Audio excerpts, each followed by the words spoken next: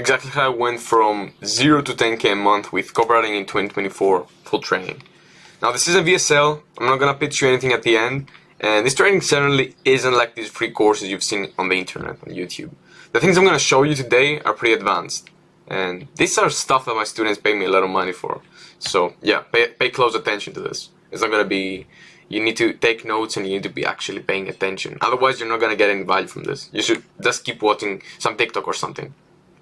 So, last month I made 13,000 from copywriting, as you can see here, screenshot, and there's more on my PayPal. So yeah, I think I know a thing or two about what I'm sharing. Now, how long did it take me to reach 10K a month? How long did it take me to make my first 10K? Now, it didn't take me 30 to 90 days as all these gurus promise you. It took me a year and 3 months to reach 10K after discovering copywriting. And I think if I had known all the secrets that I'm about to show you in this video, when I first started, I believe I would have reached 10K a month much faster, possibly within 9 to 12 months, maybe faster. So in this video, I'm going to show you how to book sales calls with premium clients, how to close them on the call, along with how to start writing really good copy. Because if you don't know how to write copy, then what are you even doing, man? Oh, what the fuck is this? But before I get into that, there's something almost no one wants to talk about, because it's not fancy, it's not an outreach method, but it's probably 10 times more important than anything else. And I'm not joking here.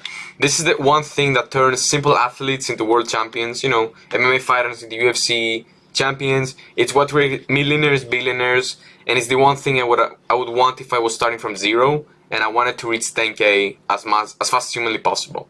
I call it how to build a champion's attitude. So what is this? A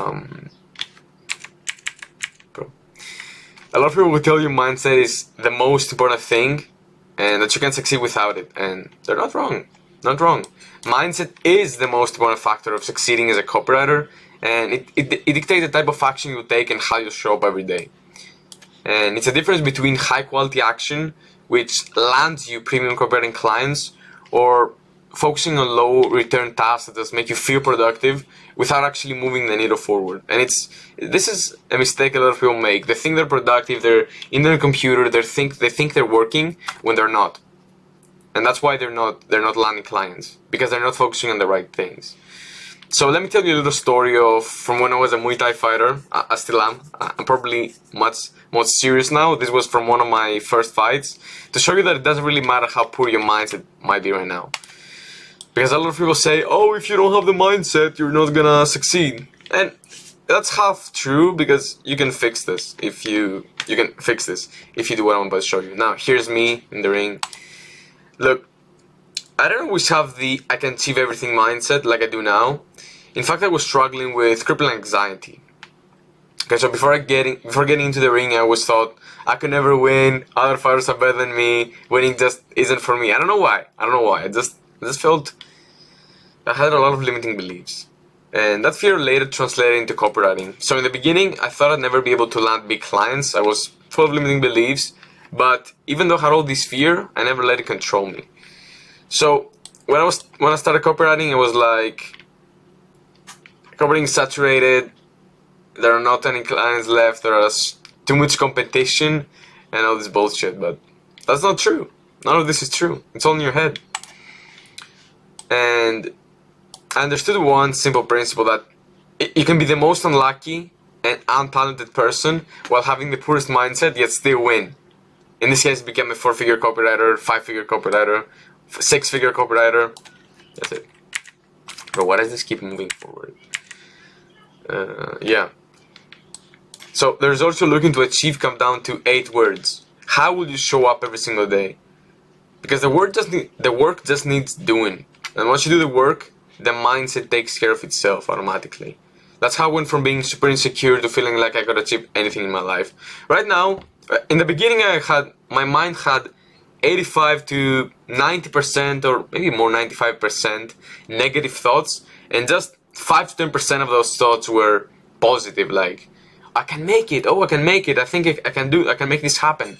And the rest of my thoughts were just negative.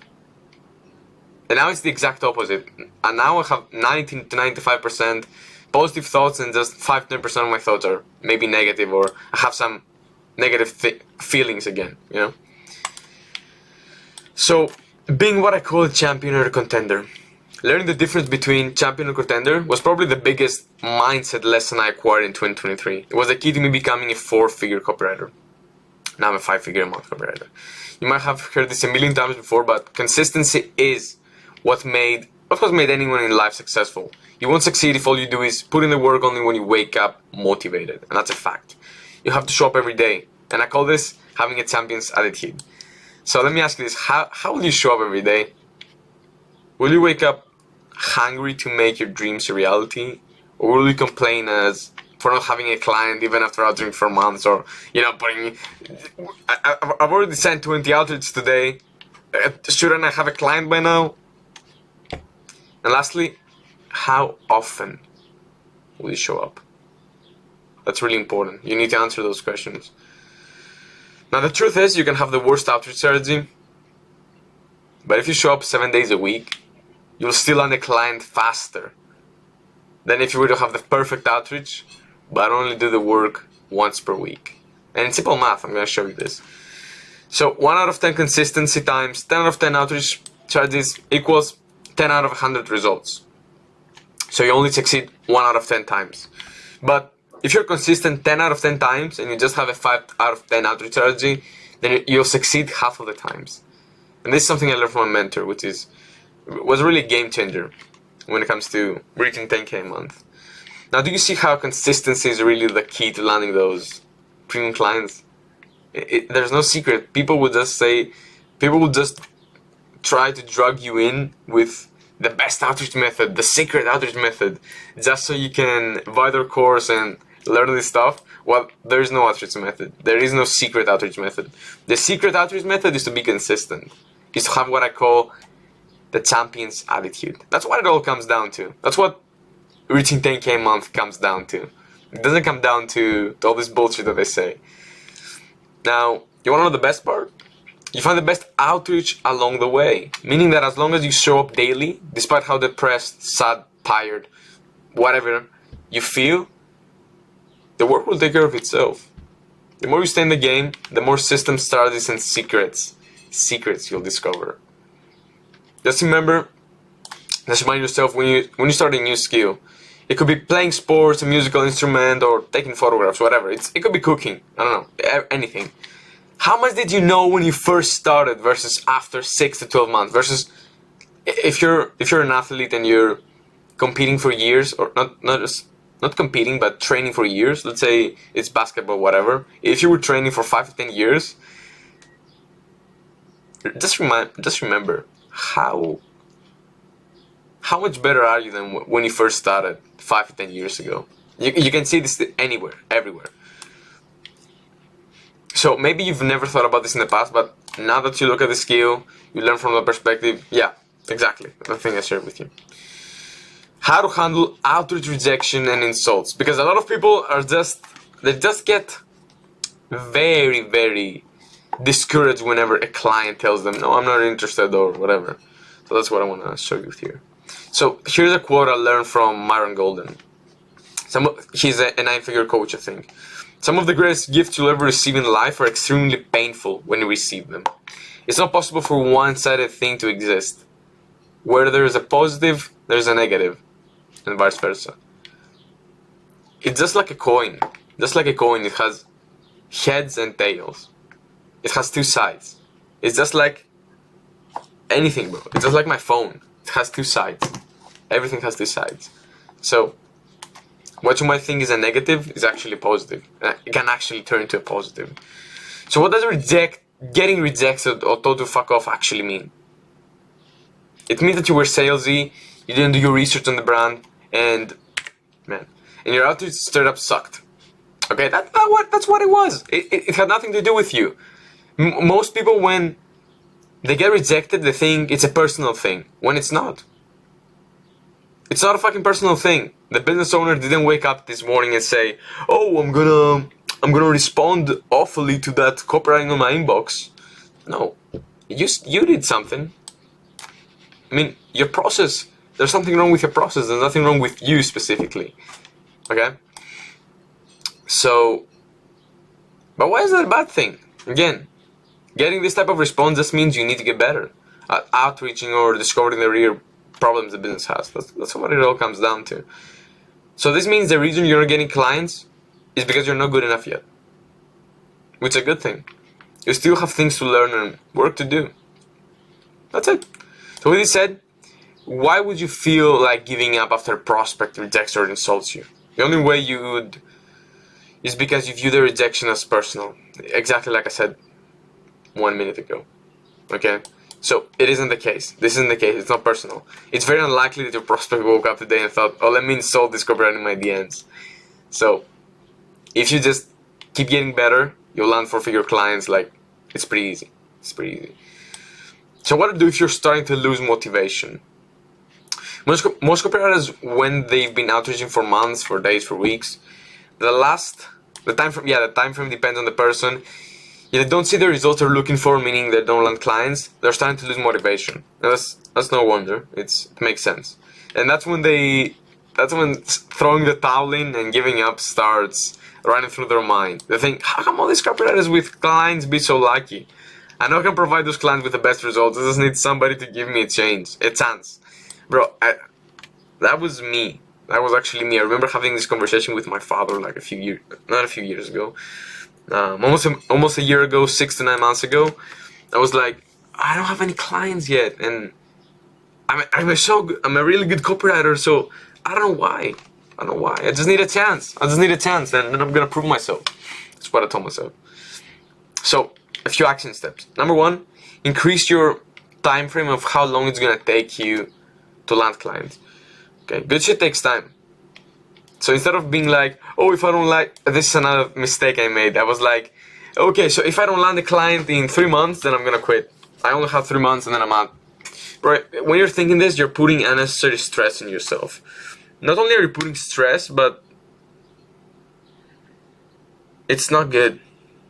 It's not good. I wouldn't recommend this because when you're starting out, you're a beginner. You don't know your shit yet. And it's okay. You don't know. You're not supposed to know your shit when you're first starting out. Okay. So another thing you can do when you feel discouraged is remember your why. This is by far the biggest motivation booster. And here's what I mean by your why. It's the reason why you want to succeed. Maybe you're tired of seeing your parents working their back-breaking jobs and you want to make so much money that you can retire them. Maybe you despise the idea of going to college only to work until 65 so you can retire with pennies in the bank. Maybe your ex broke up with you and you want to shit on them for leaving you. I don't blame you, bro. I don't blame you. It can be this. I did this. Everybody did this. And I do this for everything, man. You just need to find your why. You need to find your why. It's one of the most important things. If you don't know your why yet, you need to do this. I remember when I started, I had 2 pages, big pages from my notebook, and I filled them up with every reason I wanted to quit. It was like, I don't want to go to college, I don't want to hear this garbage professors, I don't want to be surrounded by losers and a lot of stuff. So, now what I want you to do before you move into the next thing is, find your why. You need to do this. I know this might sound like a bullshit exercise, but just do it. Just do it. If I'm 10K and you haven't reached 10K, if you haven't surpassed me yet, don't try to play smart. Don't try to reinvent the wheel. Just do this. Just follow what I'm telling you autistically. That's it. So you need to find all those reasons. And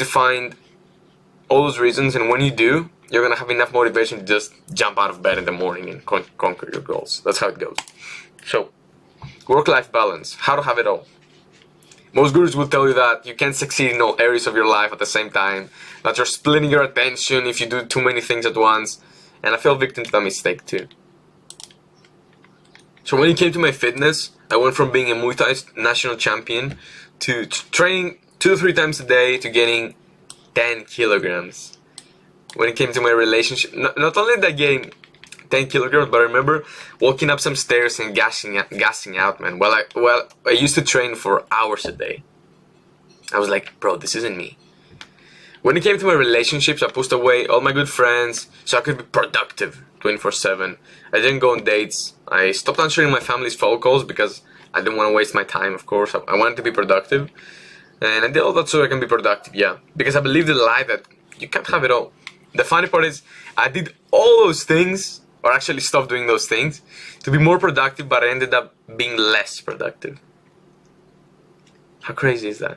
So I started procrastinating and avoiding the work. I subconsciously thought, okay, so I'm gonna be here on my desk all day, so what's the point of being faster? I'm still gonna be here no matter what happens, so why would I be faster? I don't have anything to look forward to. So one thing I learned is this: these gurus might show you how to make money, but if they're not living the life you want to live, why would you listen to their advice? Why? If I told you you could become a 10K a month copywriter tomorrow, but you need to be working 14 to 16 hours per day without any days off for the rest of your life, would you do it? Because that's what most people's life look like.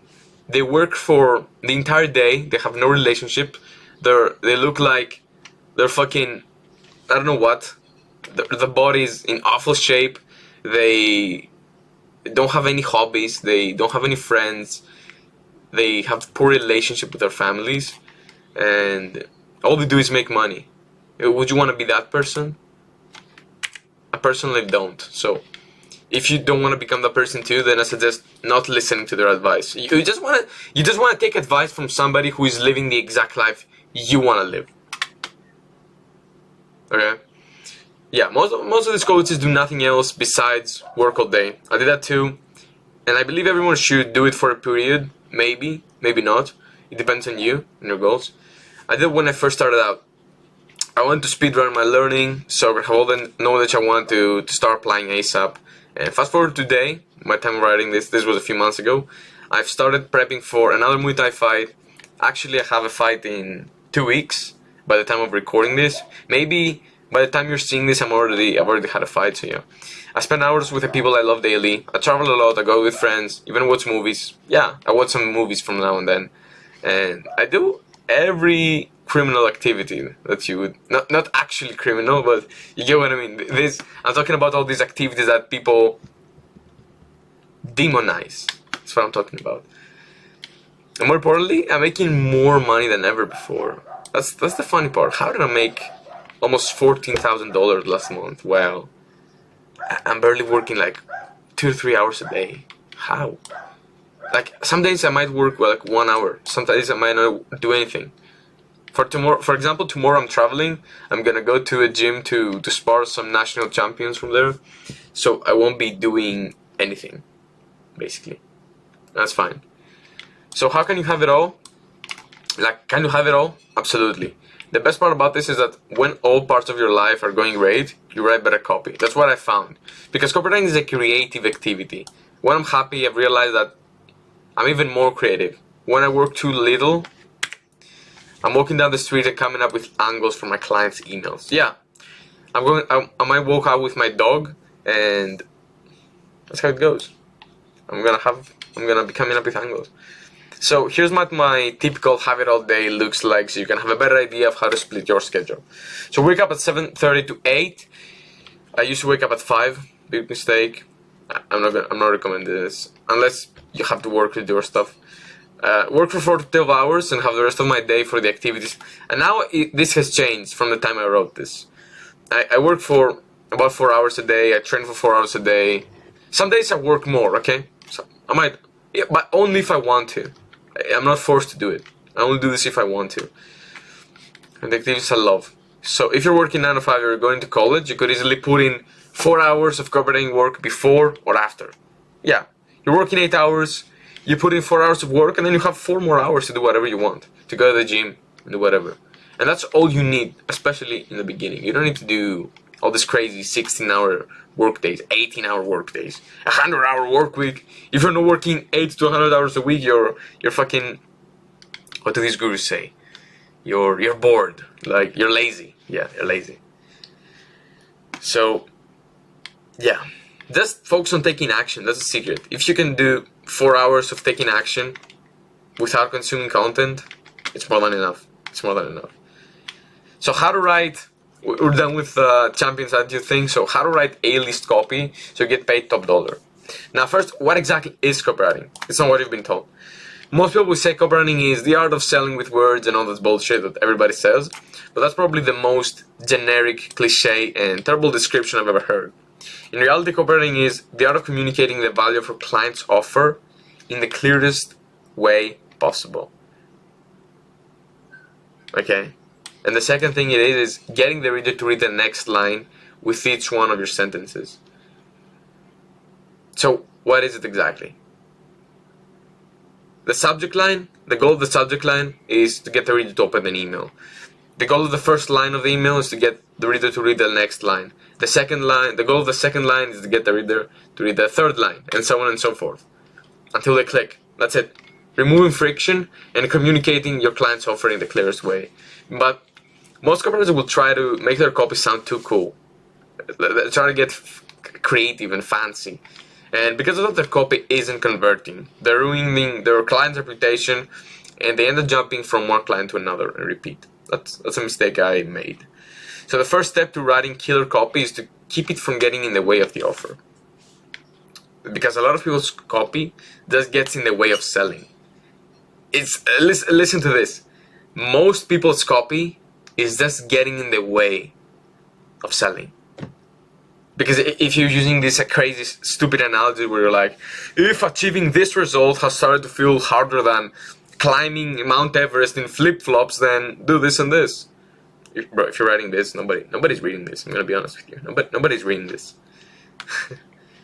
And if the offer is good, and your client has something that your client's clients would want, you just need to put it in their way, and it's gonna sell. That's what it all is. So the most important thing when it comes to selling, it's not copy. You can be the best copywriter, but your copy won't convert if your client doesn't have skin in the game. In other words, if your client doesn't have an offer that's already converting. Everything comes down to your client's offer and their personal brand, meaning how big of an authority they are, and what's the relationship with the audience. That's what it all is. Your copy doesn't matter if you're working with the wrong clients. It just won't convert. This is the equivalent of seeing a homeless dude pitching you an iPhone for 50 bucks. Yeah, imagine this. Imagine seeing a homeless person walk up to you in the street and being like, oh, I have this iPhone 15 for 50 bucks. Do you want it? No, man. Of course I don't want it. I know it's fake. And that's what most, if your client is at 4 to 6 figures at this range, they most likely don't have this trust yet. Okay? Because back to that iPhone example, even though the offer is fantastic, you don't trust them. As a result, you won't buy. The same goes for your clients. You want to find clients who are already doing great and help them do a little bit better. That's also why copy coaching gurus tell you need to work with small clients first, and then with a little bit bigger clients, and a little bit bigger clients, and one day you're going to reach a 7-8 figure clients. Bro, you're adding so much friction, and you're adding many more unnecessary steps to the process, and I don't get this. This is a big lie. So the only reason why your copy isn't converting, if the audience doesn't relate to what you say, they'll stop reading. Writing copy isn't just about spitting value.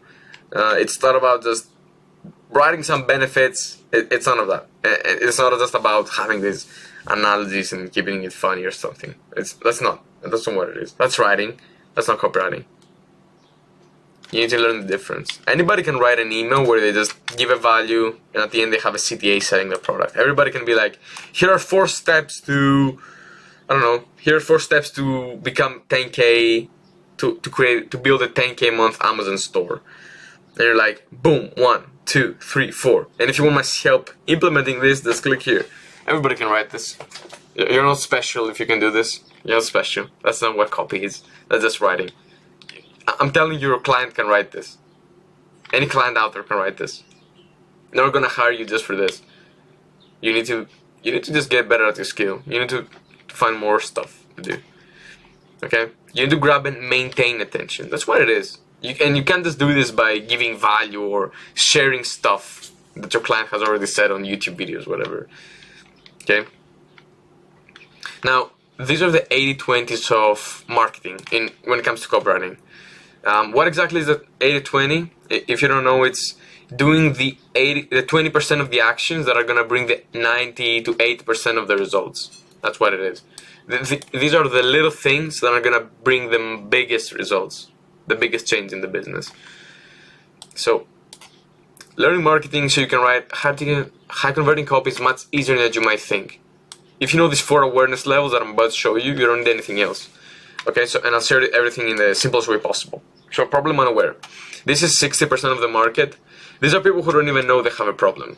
Okay, so let's say that's somebody working 9 to 5. They don't even know they have a problem. They might have a problem. They subconsciously know this, but they don't know this. Okay, that's what it is. Now you have problem-aware people. That's 20% of the market. These are people who know they have a problem, but they don't know if there's a solution. They don't know how to fix this.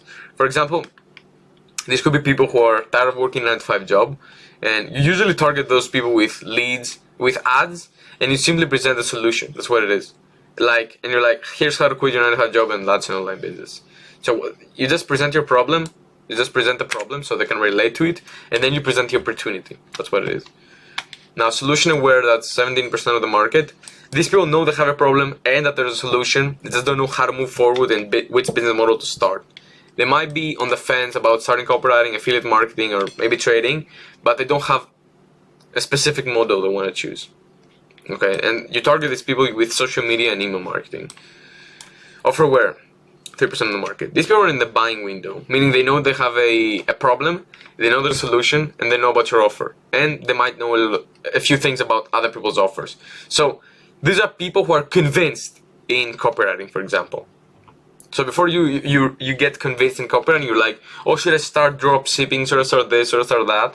But when you get clear on, okay, I want to start copywriting, and then you're offer aware. And now at this point, you need to prove to them why they should go with you versus somebody else. They know which business model they want to try, but they can't make a decision as to who they should buy from. Okay? This is where coming up with unique mechanism and offers stands out. Okay? Yeah. So that's what you need to do. You use a unique mechanism. That's what it all comes down to when the audience is so aware. Now, there's something copywriters face when they overthink what to write, how to write it, while trying to find the perfect phrasing from the get-go. They're writing a few words and they just go back into and try to fix those words and try to make them sound perfect. Because of that, it might take them hours to write just a simple email. Have you ever experienced this? Being at your desk for hours, or maybe not hours, but 40 minutes, 50 minutes, and you just haven't written anything. You just can't think of anything. So the reason they face this isn't because writer's block is a thing. That's bullshit. That doesn't exist. But it's because they don't have a clear idea of what they're writing about. Okay. Now, this is from one of my ebooks, so that's why I write this. And the same goes for writing emails, bro. Once you have an idea of what you want to share, it's easy to write. So every time I write an email, the email writes itself. I don't even think about writing emails. So here's something my mentor told me, which I really love. Great ideas write themselves. Let me repeat that. Great ideas write themselves. Now here's why you don't want to be switching between writing and editing your emails. That's another thing that causes writer's block. When you write, and you try to put things on a form, on a Google Doc, and then you're going back and you're trying to edit stuff at the same time. So there are two sides of your brain. The one that's for mass producing, that's what happens when you get into flow state and you start writing and putting a lot of things in a Google Doc. And there's another side of your brain that's more for deep thinking and editing. Okay, but when you're thinking about the best way to say something and you get disrupted all the time, you get out of the flow state all the time when you're trying to mass produce, you're ruining your flow, and you don't want to mix those activities together because they're two different things. It's like you trying to play a sport, I don't know. It's like you being at the gym, for example, you're training and you're constantly switching between training and maybe reading a book. It's gonna take you a few minutes to get in the flow state again and start reading. And that's why you may be taking hours to write an email. So after I started following this formula, I don't want to share with you about the two different sides. I was writing emails within minutes. Here it is. 1. Find the angle that you're going to use for the email. 2. Come up with the justification you're going to use. And the more details you have, the better. Sometimes I used to, when I was writing emails in the past, I now have a different method. When I was writing emails in the past, I used to write the angle and then justification, and the justification would be it would be the entire email. That's what it usually was. But now I have a different process. And the more details you have about what you're going to share with them, with a list, it's better. Because, yeah, sometimes the justification is literally the entire email. And this is the ammunition that you have, and that will prevent you from having writer's block. So it's something that Abraham Lincoln said. If I had an hour to chop down a tree, I'd spend the first 45 minutes sharpening my axe. And I don't believe in writer's block. You just don't have enough research. You just didn't do enough research. But now that you know this formula, you won't ever have writer's block again. That's how simple it is. The important part is to really take your time with the angle justification. If you don't, you're literally shooting yourself in the foot and wasting your time.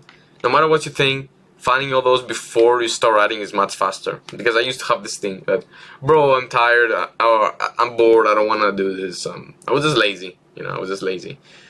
But that kept me from, but believe it or not, taking 10 minutes to do research and then writing the email is much faster than you try to write the email at the spot or trying to come up with an idea on the spot. That's much more time efficient. Actually, the opposite. Yeah. What about this? Yeah. And there's no such thing as writer's block. There's a thing as idea block. Again, that's something I learned from a mentor. This guy's really smart. So there's no such thing as writer's block. There's a thing called idea block. You don't have an idea. That's why. So what's the secret to write emails in 4 to 5 minutes? Here it is. I've used the exact framework to write around 27 emails in 3 hours, and here's what it consists of. Number 1, you watch a podcast from your client with a Google Doc comment on the side. Every time you hear something unique or interesting, you note it down. It's important to write down the idea along with some information that your client shared, and that way you won't forget what the client was saying if you write the email after a few days. Plus, the email will be read much faster because all the research will be already done. That's how I'm writing emails in 4 to 5 minutes, and I'm not joking here. And you see, by watching 30 minutes to 1 hour of your client's content, you have ideas to write daily emails for your client for an entire month. That's a fact. That's a fact. You just take 30 minutes to 1 hour, consume some content, put on some notes, and it's pretty easy. Now, an even faster way to write emails is by going to your client's social media profiles and consuming their short form content. When I do this, I copy and paste the entire script from the reel. The entire script, word for word. And this gives me everything I need to just write an email. I just copy and paste everything and then I repurpose it. That's it. The only thing you need to do is just make a few tweaks and make it email content instead of Instagram. Because when there's video, because in the video you can say stuff that wouldn't really make sense on written form. Now here's a little known way to do research. I haven't heard this from anyone before. So you just need to watch sales calls from your clients, and this helps you nail down the customer language. That's something nobody mentioned, but it's so crucial when it comes to converting as high as humanly possible for your clients. Now, how to get readers to read till the end of your email or your copy? You do that by using open and closed loops. A loop is when you say something attention-grabbing that leaves your reader with a burning question that they need to know the answer to. So let's say I'm telling you something like, here's the secret to landing 36K clients. So then I'm like, but before I get into this, let me share with you that. That's what's called an open loop. An open loop is when you tease something, that's like I did with the secret, promise you're going to share with them during this email, and drag your audience with you so they read until the end. It's important to always answer their question. Otherwise, they're starting you as a scammer. Yeah. So if you're like, here's the secret to this, and you're like, but before I get into that, let me share with you this, you always need to share what the secret was. If you don't, that's when they're going to start seeing you as a scammer. And you're going to lose your authority, you're going to lose your credibility, and they're going to stop trusting you. They're going to be like, okay, this guy just bullshitting. He's never sharing anything. So, yeah. And then you use closed loops. Closed loop is the loop is considered closed when you share what you teased. Just simple as that. Now, one thing great copywriters do is they move from one closed loop to another. So they tease something, share it, and then open another. Or even better, they're open multiple loops at the same time. That's what people usually do in VS sales. They're like, so in this video I'm gonna show you this and this and this and this and this. But before I get into that, who am I and why should you trust me? And then they have all these loops to share, and they tease your interest, and you just can't keep yourself by it. Keep watching this. So in emails, even one strong loop is enough to get them reading until the end. But when you're writing long form copy or VS sales or sales pages, whatever, you need to have more than one. So yeah, before I get into the next things, I want to share with you one simple exercise that I've started doing in the past. So actually for the past few weeks, and my copy has gotten much better even now. So my mentor calls it the 20-20-20 rule. So you spend 20 minutes of your day writing copy, 20 minutes of your day handwriting good copy, and 20 minutes of your day reading pro copy and breaking it down.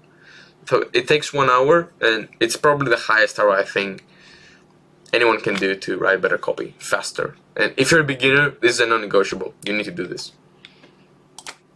So now we're getting into the juicy stuff. How to land sales calls with 7-8-figure clients, outreach. Here's my 3-step word-tested outreach system. If you know me or we got on a one-on-one coaching call, then you know that I hate complex formulas and processes that require 17 different steps to succeed. Instead, I prefer keeping everything as simple as possible, and this prevents you from getting confused and quitting. If your process isn't complicated, it's also super easy to remember and take action. So here's what a 3-step outreach system looks like. That's you're booking me countless sales calls. It's first of all, focus on premium prospects, get in their primary inbox, and grab their attention with free value. That's really it. There's no step number 4, there's nothing else. That's really it. That's how you land clients. That's how I've landed all of my clients. Focus on getting in their inbox, focus on premium prospects, and keep bombarding them with value. That's it. Okay? If you miss one of those steps, one of those 3 steps, the rest of the system isn't going to work. Because the system, when it comes to systems, you need to follow everything to the T. So what are the most profitable copywriting niches? Well, this is probably one of the most commonly asked questions I get. That everyone is like, what's the best niche to write copy for? What's the secret niche? What's the niche you made all your money in? That's a question I got yesterday. And the truth is there isn't. For example, a lot of copywriters will tell you to avoid the fitness niche because they don't have money. Yeah, people in the fitness don't have money. That's bullshit. Just focusing on the wrong clients. Remember what I shared earlier. Focus on premium prospects. Focus on 7-8-figure clients. That's it. I have people in my network who make multiple 5 figures per month as copywriters in the fitness niche and the dating niche too. I actually know people in every niche who are making really good money. I know people in every niche. So picking a niche is really up to you. What are you interested in? What do you want to write for? That's it. Now, I won't lie to you. When I was a beginner copywriter, I made this mistake too. I left the fitness niche because nobody was paying good money, because I didn't know who to focus on, and I transitioned into the wealth niche. But I stuck with it because I love writing about money. But now that I think about it, I actually would like to make money in the fitness if I were to transition right now. Yeah. For example, right now I'm outreaching to every niche. I don't care. I can write for dating, I can write for e-com, I can write for everything. I don't care. So after you read this, listen to this actually after you watch this, don't be like, what niche should I outreach to? Bro, just outreach to whatever niche you like. Just outreach to whatever niche you like. And you don't need to pick just one niche, you can do whatever. Now this is the biggest question. The best outreach method. What is the best outreach method? I'm telling you, bro, you're not ready for this. I might blow your mind right now, but your outreach method doesn't matter. There's no secret outreach method that's gonna get you clients, while all the others will get you left at scene. All outreach method can land you clients if they're valuable enough. Just do everything I showed you in the past. Just follow the 3-step system that I showed you, the 3-step word tested system. Premium prospects, get in the primary inbox, value, nothing else. And you have everything you need. It doesn't matter, bro. It doesn't matter. You can send a Loom video, you can send voice notes, you can send a Google Doc with free value, you name it. But whatever you do, just focus on being as concise as possible. You're a copywriter, you know how to do that. Now, I won't do your thinking for you. I won't tell you exactly what to say. This will hurt you in the long run. You need to be a resourceful person if you want to succeed in business. But if you're expecting somebody to tell you, yo man, do this, send this message, this exact message, I'm gonna just send it to you and you're just gonna copy and paste it and send it to them. No, this isn't how it works. This isn't how it works. So what's the one thing that got me all of my high-paying clients? It's following up. Following up is by far the best way to land those 4-figure clients, 5-figure clients. That's how you're gonna land 99% of your cohort clients. Yeah, I don't think I've ever landed a client from just one outreach message. I don't think I've ever landed a client with just one message like, hey, let's work together or whatever. Even if they showed interest from the first message I sent them, I still had to follow up with them. And that's how it goes, man. That's how it goes. Yeah, but I also have to follow up with them. Life gets in the way. Remember, these are 7-9-figure business owners, which means they're really busy, bro. They're not thinking about your business all the time. They're not thinking about responding to you. So don't take it personally if they don't respond to you. I would like to think this when I'm getting ghosted. They were interested, they wanted to reply, and even hop on a call with me, but they got interrupted.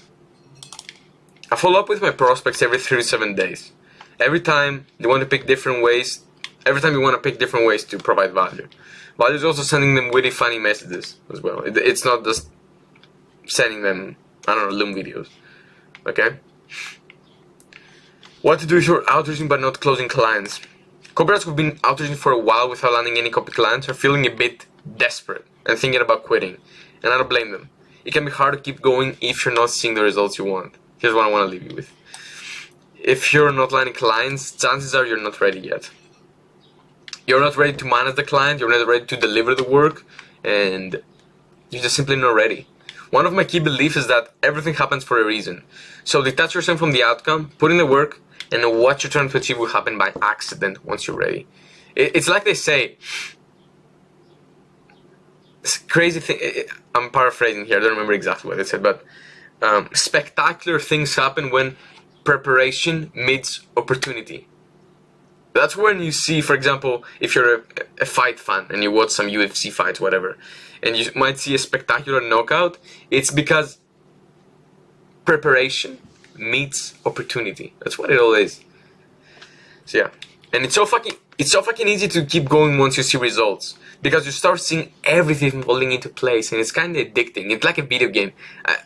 Yeah, I'd say it's more addicting than cocaine, but I don't do this shit. But I've played video games in the past, and I'd say it's the same thing. I'm not gonna lie to you. I would say making money and playing video games gives you the exact same feeling. The only difference is the one is real while the other isn't. Yeah. It's like when you're starting to play a video game, you suck at it, you don't know how to play, and when you play against other players who are better than you get discouraged. But when you start winning and you're killing everybody else, you feel like the man or the girl. So yeah. The hardest part is to get the ball rolling. That's what it all is. And that's why 99% of copywriters quit early, because they never get the ball rolling. Choosing to quit or remain strong will determine whether you make it or not. Now, here's the highest ROI outreach action step that I'm going to give you. It's to start outreaching as soon as possible. Don't delay, don't procrastinate, just start, bro. That's it. Stop thinking, what's the best outreach method? What should I say now? What should I say this? What if they like my message? What if they don't reply? What if they say this? What if they say that, bro? Just stop thinking about all this crap.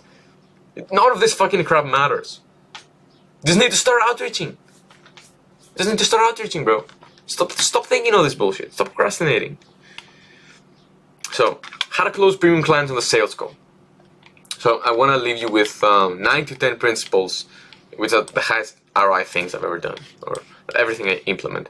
Now, a sales call is not an interview. If you jump on the call and the prospects start asking you question after question, you won't close the deal. The person who has the power is the one speaking, but the one asking, the person who has the power isn't the one speaking, but the one asking the questions. And this is the vibe you want to have on the call. You want to be the person who asks most if not all of the questions. Of course, if they ask you a question, don't be like, I'm not going to respond to you.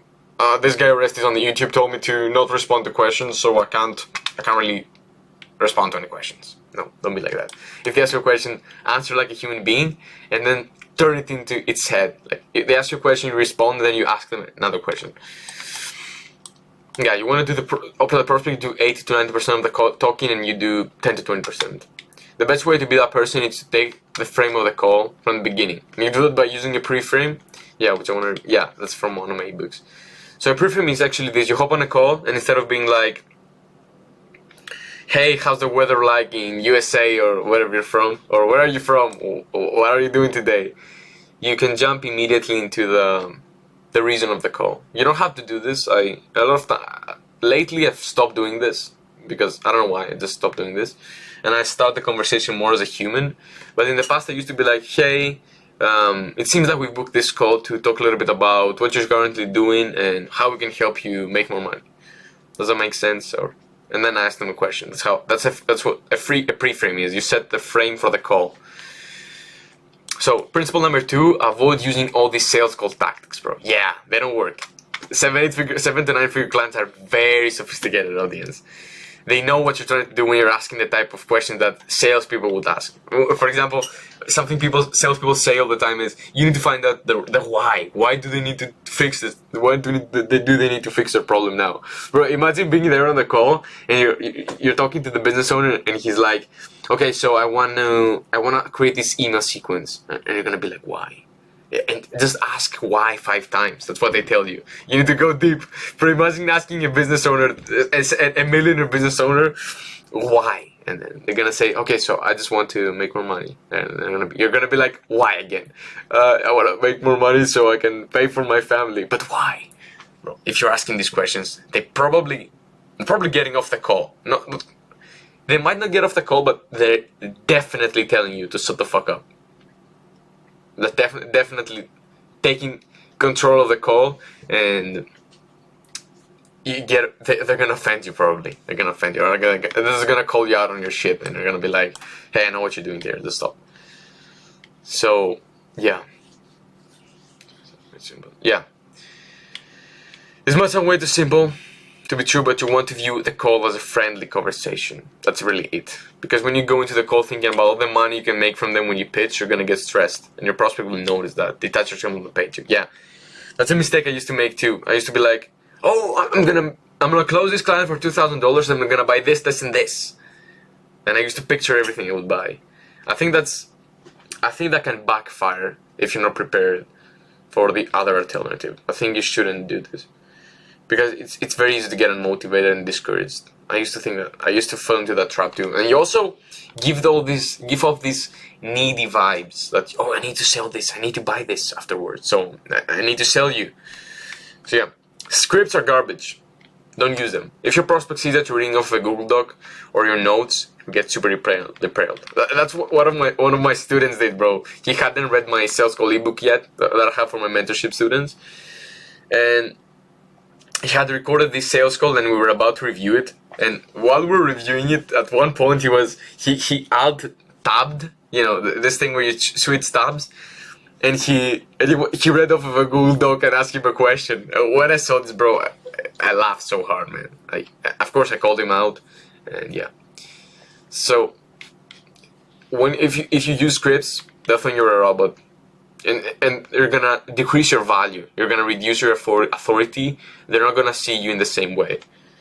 They're gonna be like, "Wait, why does this guy need to, or girl, why does this person need to read off of a script? Doesn't he know this? Isn't this what he does every single day?" So you just want to have the frame of asking questions until you find a tangible problem they're facing. Number 4, avoid sounding too excited. People are usually excited when they do something for the first time, and you don't want to give away this vibe when you're hopping in a sales call. Imagine a doctor. You walk in and just sitting on his chair, calm and collected. He's super relaxed. Why? Because he knows he's the expert and that he can actually help you. Now, don't go to the extreme. Don't be sitting there on the call. Okay, yeah. Don't be fucking serious.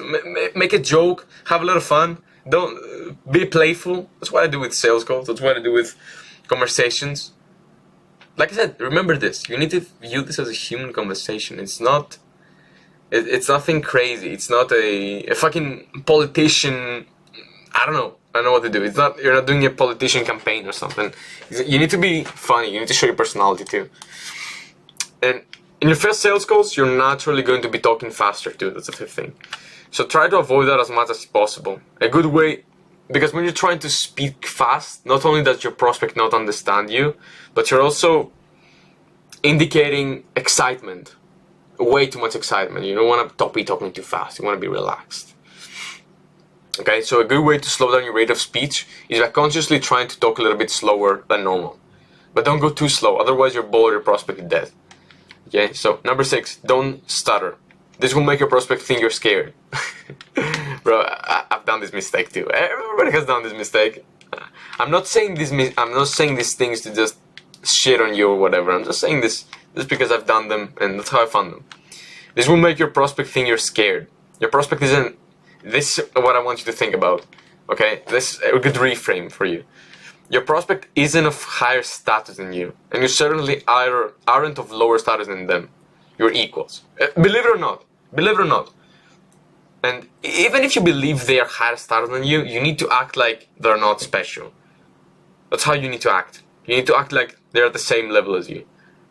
Okay? And if you're in doubt and you don't know how to do this, just remember that your skill will make them more money than they currently are. So they love you for it, and they don't care if you're making like $1,000, $10,000, no money at all, and they're making 8 figures. They're not gonna see you differently. If they see you differently, that's on them. Fuck them. Fuck them. Now, 7th principle. Camera on. I can't stress this enough. Your prospect needs to see you even if they don't have their camera open themselves for whatever reason. I've done this many times. I hopped on a call and the other person wouldn't open their camera, but I don't give a fuck. I just opened my camera and started talking to them. And this builds a deeper connection. They're more likely to buy from you. Do this no matter how stressed you're feeling. It doesn't matter. Just tidy up your work, your place in the background, and just open your camera. That's it. Or if your background isn't that nice, you can just insert blur in the camera. 8. Avoid guarantees. That's not. You don't always want to do this, but most of the times you want to avoid guarantees because 7-9 figure clients don't like them. They get turned off because guarantees make you appear as somebody who isn't sure they can provide those results. That's what they think when they're seeing this. They're like, okay, is this guy serious? Has this guy ever done this? Yeah. And 9, avoid answering the questions in the beginning. That's something I shared in the beginning, but not in a rude way though. But if they ask you a question like, yeah, just tell me how much you charge, and you, yeah. If you answer that question, you just lost the frame, you lost everything, you lost the call. Okay, so if something like this happens ever, you want to be like, yeah, that's a good question. The thing is, I don't even know how I can help you in the first place. So, and then you transition into your next question, and you're gonna be like, so what are you currently doing? You don't need to. These are kind of small objections they're gonna have in the beginning, and you don't wanna fall into the trap of trying to answer them and trying to. Here's another reframe for you. Don't be the one who is trying to qualify yourself to them. Be the qualifier. Meaning, be the one who thinks, okay, why should I work with this business owner? Not why should they work with me? And you're being there trying to convince them. Don't do this. Don't do this. It's much harder. It's much harder to convince them. And when you're trying to convince them, you usually achieve the worst thing. You usually achieve the opposite thing. Okay, so don't try to convince them. So number 10, pay attention to their body language and generally their language, the way they're speaking and stuff as you're talking. Are they looking at their phone? Do they look confused? This is really important. This is really important because they might be there and they might seem like they're paying attention and stuff, or they might just be there and you're not paying attention to them and they're gonna be like with their phone playing or doing whatever. You need to pay attention to that, and you need to call them out on that. But not in a rude way though, not in a rude way. But you need to hook them in. If they're playing with their phone, it means what you're saying just doesn't hit home. They just don't give a fuck about what you're sharing. So you need to change something about the strategy then. So yeah, this is my exact framework for the sales call. It's 6 steps. First of all, discover the problem. You do that by asking questions like, what are you currently doing? You find the gap. What do you feel like they're missing?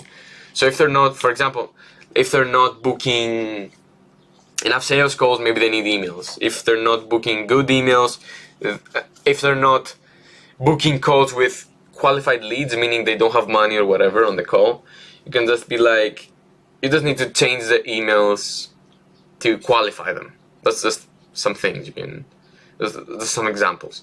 Then you present your solution while building authority. So that's something I would like to do in the sales call. Whenever they present something and I have some experience with it, I always tell it. So let's say, oh, we have this sales page and it's converting like this. And I'm going to be like, oh, really? I've written this type of sales page in the past and it's converted like this and we made this amount of money. And I just, whenever I can share expertise, whenever I can show expertise and authority, I always do this. Okay? And then once you discover their problem, you need to present your solution. But don't get into details like, hey, the goal of the first email is to deliver the freebie. The goal of the second email is to ask them how was it. The goal of the third email is this and this and this. And don't be getting into this detail. They don't give a fuck. Just share your strategy. Like, what is the general thing that's going to happen? So you can be like, and this is to build a relationship with your audience while booking more calls, maximizing your calls, for example, without losing trust and without this and this. That's how you do it. That's how you present your strategy in a benefit-oriented way. And then you go into the pitch. You're gonna be like, so does everything sound cool? Yeah. Does everything sound cool? Does it make sense or whatever?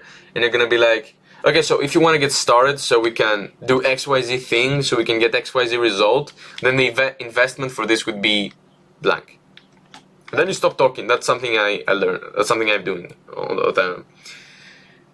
So instead of being like, and this and this and this, and trying to keep convincing them on your price, what you want to do is just shut the fuck up and just leave your price there without saying anything.